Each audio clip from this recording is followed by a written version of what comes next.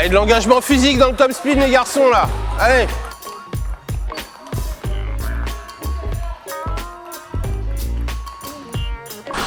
Bien accélérer, relâcher, durcir, relâcher, durcir.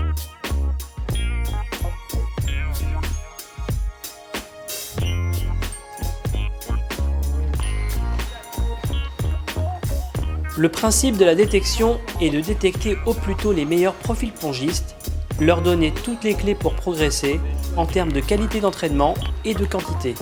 Le but est de les accompagner vers le haut niveau. Les joueurs sont sélectionnés par le biais de journées de détection départementales et régionales. Les clubs, les comités et la ligue jouent un rôle prépondérant dans la détection des espoirs. La détection pour l'Île-de-France, c'est comme son nom l'indique, on a une mission de détecter, les jeunes talents en fait.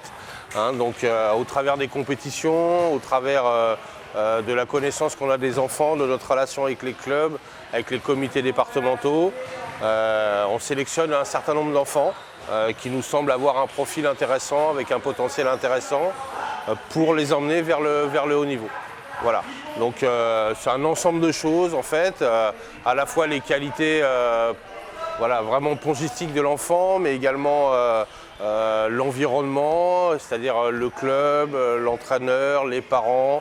Il faut qu'on sente une vraie volonté de tout l'entourage en fait sur un projet et bien sûr également le volume d'entraînement. Donc en général, ce sont des enfants qui s'entraînent au minimum 3 fois par semaine. Et voilà, donc le groupe régional détection pour cette saison comporte 17 enfants, avec des enfants qui sont nés de 2007 à 2004. Quels sont les critères de sélection ?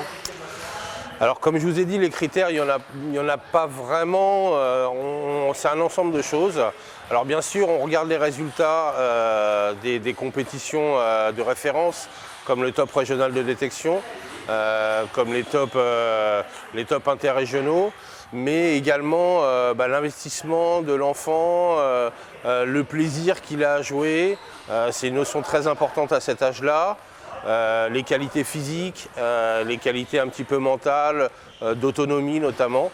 Beaucoup de compétitions ne sont pas coachées, donc ça nous permet de voir aussi les enfants qui se débrouillent un petit peu tout seuls. Voilà, c'est un ensemble de choses qui font qu'on arrive à détecter vraiment des qualités intéressantes chez les enfants. C'est bien et ça progresse et aussi on s'entraîne bien.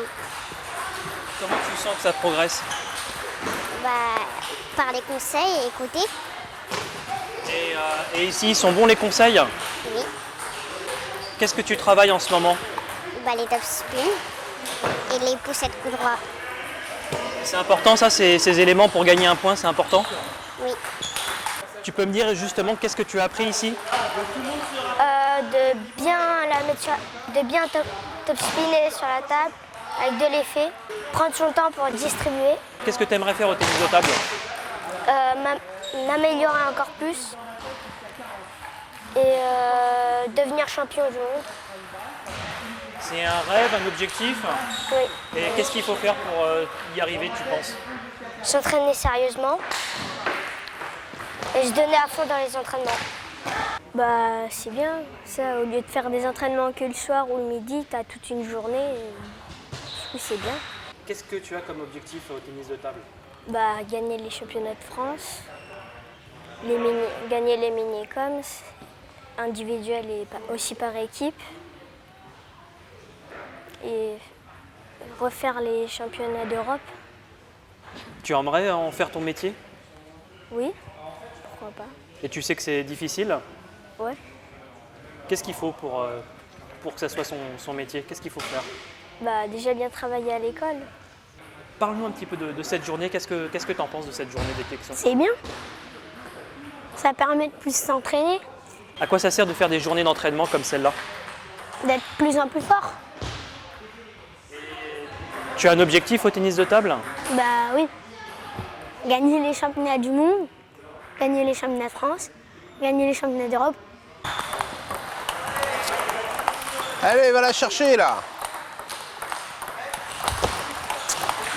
Va la chercher ta balle en coup droit.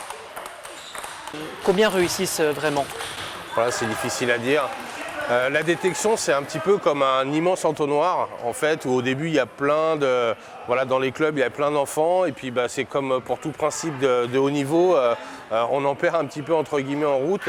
Donc, pour vous donner un titre d'exemple, cette année, par exemple, il y a 5 enfants qui sont rentrés au Pôle Espoir, sur un groupe d'une vingtaine d'enfants suivis au niveau de la détection. Voilà, mais après, il n'y a pas de règle vraiment. Si on arrive déjà à avoir un enfant sur 3 qui s'oriente vraiment sur le haut niveau à la fin du processus de détection, on est relativement satisfait quand même. Regarde mes chips. C'est à pause, fatigué? Non. Pas fatigué? Un peu quand même. Non, ça fait du bien de s'arrêter? Ouais. Ouais. La vie. Quelle est la journée type pour un jeune sur une journée comme celle-là? Alors, ça dépend des moments de la saison. En général, on profite de ces moments pour apporter un plus par rapport à l'entraînement quotidien, qui reste quand même le plus important pour eux, c'est leur entraînement en club. Donc ici, on prend le temps de travailler des choses qui, des fois, on a moins le temps en club, comme par exemple ici, le travail des services. Voilà, on est à chaque fois... pas mal d'entraîneurs, hein. On essaye de beaucoup parler aux enfants, de leur apporter une culture un petit peu tactique et une culture sportive vraiment, et de leur apporter un plus après aussi en termes de qualité d'entraînement. Mais voilà, puis on cherche aussi à créer une certaine dynamique, hein, puisque là ils s'entraînent, les plus petits s'entraînent également avec, en même temps que les joueurs du Pôle Espoir. Donc on essaie vraiment d'avoir cette dynamique au niveau de la ligue et de susciter un petit peu l'envie chez les enfants d'aller vers le haut niveau. C'est beaucoup de psychologie. Oui, de pédagogie, on va dire, hein, voilà, beaucoup de pédagogie. On s'adresse à des enfants qui, voilà, de 7 ans à 10 ans, donc forcément on n'est pas dans la même approche que pour un adolescent ou un jeune adulte, hein.